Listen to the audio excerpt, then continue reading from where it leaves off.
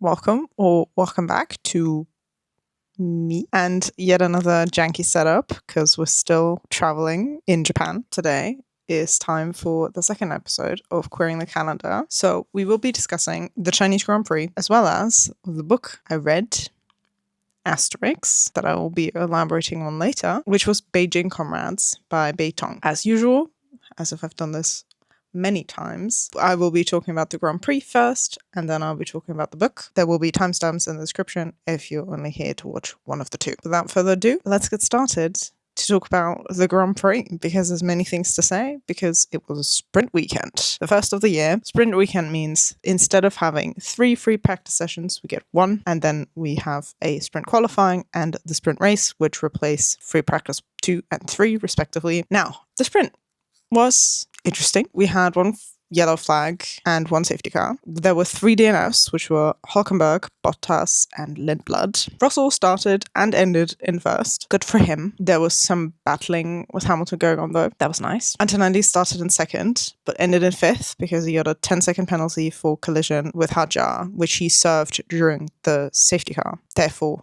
he didn't get the 10 seconds added at the end, which I think, and the commentators thought as well, was probably the better choice. I hoped they wouldn't do it. That's because I pray on Mercedes' downfall. Anyway, the reason for which will be apparent if you've seen the standings. I like Antonelli. I don't like how dominant Mercedes is, so sorry, he's a collateral damage in that praying. The top 6 from quali are also the top 6 in the race, although in a different order, meaning both McLarens, both Mercedes, and both Ferraris. Leclerc went from 6th to 2nd.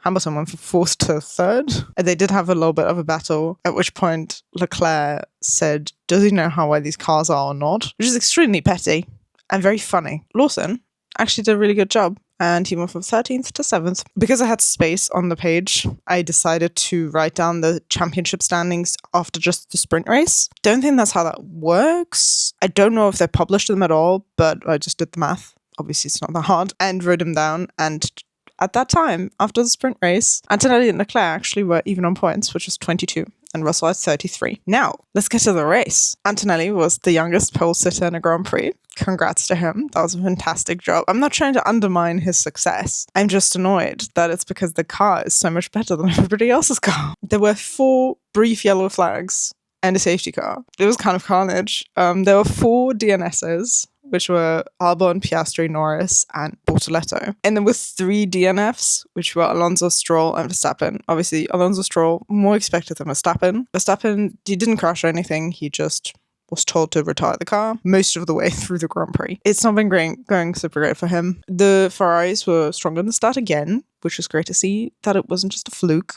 Okay, so Hamilton and Leclerc were overtaking Antonelli and Russell at the start, but Russell stayed ahead of Leclerc. The Ferraris overtook Russell in lap 14-15, but they at least managed to re-overtake them. I enjoyed. I hope it stays that way. Later on, the Ferraris were battling though, and then Russell took that chance to overtake them both quite quickly, one after the other, and then the Ferraris battled more. Antonelli got his first Grand Prix win, second youngest winner. Fantastic job. It was so lovely to see, especially because at the same time, Hamilton got his first Ferrari podium during a Grand Prix. Obviously, he got the sprint win in China the year prior, but otherwise it was a bit of a drought, and it was so nice to see him do well and be on the podium. And obviously, it was extra lovely because Bono was on the podium for Antonelli's win, and then Bono got to be there for Hamilton's first win in the new team, as well as his new driver's first win. It was all very lovely, very wholesome. Yeah, it was so sweet. I think he called him his son on the radio. Bono called Antonelli his son. Antonelli cried during the interview, which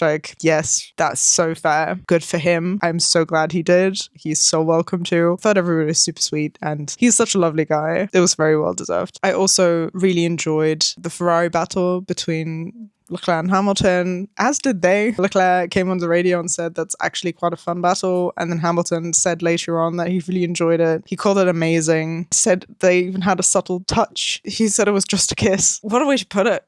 Honestly, yeah, I thought it was so nice that none of them were like salty about it, get some sort of team order bullshit going. They were just having fun racing and being in good enough cars to actually race each other more than the Mercedes, but I'll take it. I actually enjoyed it. Obviously, it was terrifying while it was happening, and I wanted Leclerc to come out on top, even though I'm obviously really happy for Hamilton to get his podium. I really want Leclerc to get his World Championship at some point. Who knows, you know? So I want him to get every point that he can. The commentators also apologized for what Antonelli apparently said to Stefano Domenicali in the cool-down room in Italian. I don't know what he said. Must have been some sort of expletive or something, which I just found really funny because clearly they were told later on, like, oh, by the way, he said something in Italian that was kind of dodgy. Can you apologize to the broadcast for it? It is worth noting that top four started in the same order that they ended in. Not quite what I wanted, but clearly that's currently what I'm getting. I was really, really impressed with Behrman. He got up to 5th in the race and also 5th in the Drivers' Championship. That was confusing. When I wrote my notes, I was like, what happened here? We also had double Alpine points. Never thought I'd see the day. Gasly is in 7th in the World Drivers' Championship standings now. Norris is between Behrman and Gasly, which I don't think is where he saw himself for this point in the season after he won his World Drivers' Championship last year. Yeah, the World Drivers' Championship standings look very unexpected at the moment. I have them written down if you want a little visual. You can see how the race developed for the drivers on one side. So clearly everybody did better, but also that was because we ended with 15 people, so it was kind of hard to end worse. Actually, saying that Ocon did, but he got a 10-second penalty. And somehow, between all of that, Hulkenberg managed to stay exactly the same. World Drivers' Championship standings are looking kind of wild. The fact that Lawson and Verstappen have the same amount of points is a bit absurd. Lindblad and Hadjar also have the same amount of points. Good for Racing Bulls. Horrible for Red Bull. Obviously, hoping for Hadjar doing better soon, because that's I can see Curse is not going to lift itself. Piastri in 12th in the World Drivers' Championship standings. Not great, but considering he only actually finished, well, he only started and finished the sprint race, it's okay, I guess. The World Constructors' Championship standings also kind of absurd, considering the Mercedes is about to hit 100 points. Ferrari has 67, and the next one is McLaren with 18. They had,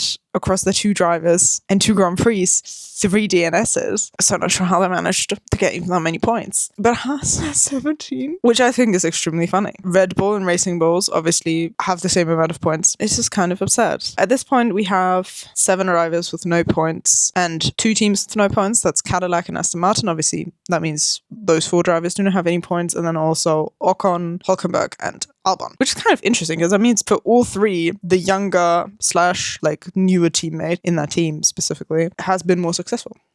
Doesn't mean anything, but it's interesting. That was the Chinese Grand Prix. Now, let's get into Beijing Comrades by Beitong, which is the book I read Asterix for the Chinese Grand Prix. It was published first online as like a web novel type thing in 1998, I believe, under a pseudonym. And it's still not known who the author is. This version that I was reading was an amalgamation of 3 different versions. So the original version, then there was a Taiwan version, and then a version that was sent to publishers in China, or was supposed to be sent to publishers in China, but was never actually published that way. And it's a mix of all of them. It has a lot of explicit content. I think that's kind of what it was made to be initially. I also, I guess, minus spoilers.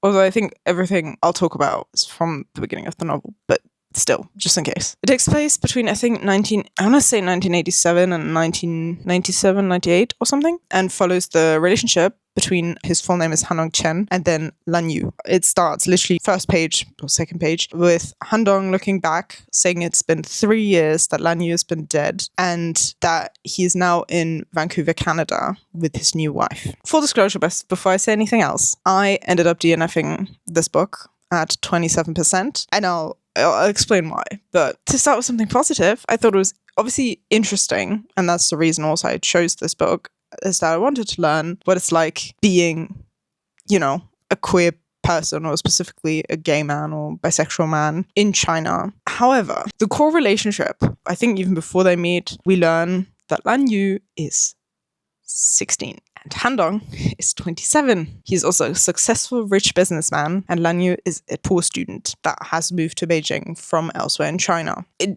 also did not help my liking of the novel that the main character, Handong, is a huge asshole. He is misogynistic, he is super derisive, dismissive, whatever, all of these things about other characters. He's extremely selfish. From the narration, which is obviously from in the future, kind of he looks back at it, he seems a bit more aware of it, or maybe that's just the author also acknowledging to give context, so it's not an incredibly unreliable narrator situation. And I tried to push through all of that, but at some point I realized I was just kind of trudging along I wasn't really enjoying myself, and I really struggled to read quickly. So it was like page by page. I was not really interested in the story. Obviously, you kind of know how it ends. That's my assumption because it explicitly said that Lanyo is dead. But considering I was both not enjoying it, and then there was also this whole situation with the fact that this book has a bunch of explicit material and is its core about this really imbalanced relationship between at the start 27-year-old and a 16-year-old, I was like, you know what?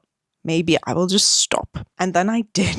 And I don't regret that. And I also kind of wish I had done that immediately when the age gap was introduced instead of trying to push through. I saw that age gap and I was like, oh, surely they will wait. Alas, that was not the case. And that's just not really stuff that I want to read. I really don't know like how much leeway I want to give this. Like, of course, you could make an argument this is like different times, different sensibilities type of situation. I struggle to believe that 80s China is so different that suddenly having a relationship with a 16-year-old as a 27-year-old is appropriate. I don't know. Obviously, the character was also super misogynistic. There were fat-phobic comments. They were mean about everyone. And that's just not something I really like to read about. Like, if I don't find the story compelling and the core relationship, I want to tell one of the characters to run away. The main character is a disgusting person, and the fact that everybody seems to like them is completely incomprehensible to me. It just, at some point, what am I reading this for? Like, it could be that the character's getting better in the future. Obviously, we're seeing them over like 10 years, but the starting points are already horrible. So I don't know. I just didn't want to stick around for that maybe happening, or maybe not. Obviously, a lot of this could be a case of the character being terrible, not the book itself. And that is, I will admit, something I struggle with, where if the character is really terrible, I don't usually enjoy the book. So I recognize that this could be something where I struggle to distinguish the two. However, having explicit sexual content involving 16-year-olds and significantly older people is an authorial choice also. He could have easily been 18, 19. I think you can still be pretty naive, especially maybe if you're from the countryside. I think the whole power dynamic, the whole